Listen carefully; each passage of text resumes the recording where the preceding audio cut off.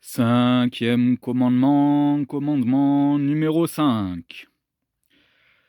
L'ennemi est responsable d'atrocités et nous, ne sommes responsables que de petites bavures de rien du tout. Évidemment, les atrocités de l'ennemi seront balancées dans la presse et dans toutes les presses d'ailleurs et puis dans les institutions vont être relayées abondamment. Tandis que nos petites bavures seront tout simplement passées sous silence. Chut. Alors, quel est le but des atrocités et de ces rumeurs propagées au sujet des atrocités de l'ennemi?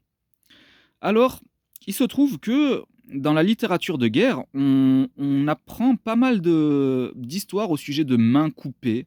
Alors, les mains coupées, apparemment, c'est un symbole assez intéressant qui fait peur, qui amène la paranoïa.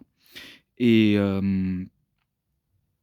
et donc, si vous voulez la recette de massacre, bah, vous prenez cette peur-là, la paranoïa, avec un peu de soldats et vous obtiendrez de beaux massacres. Donc, vous balancez des histoires de gamins qui se font couper les mains, de petites filles qui font la prière sans la main.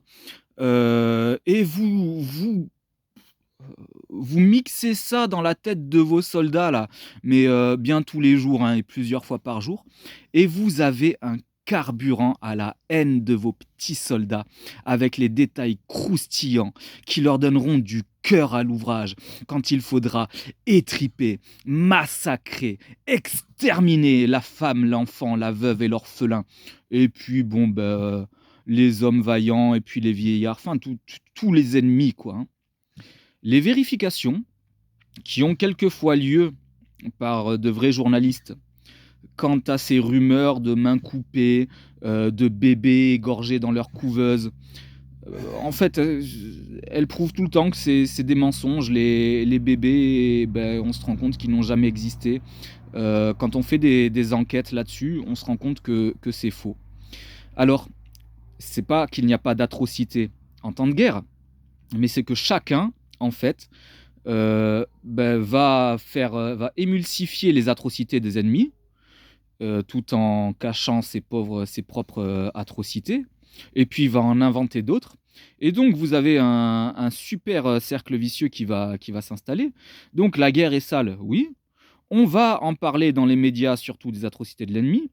L'opinion, va dire qu'il faut arrêter ses ennemis, donc va vouloir une guerre encore plus sale, va vouloir se venger, va vouloir faire du aussi sale à cette guerre sale. Et donc, là, c'est du manège gratuit, hein. Vous faites autant de tours que vous voulez. La mécanique de guerre, par rapport à cette boucle marche très bien.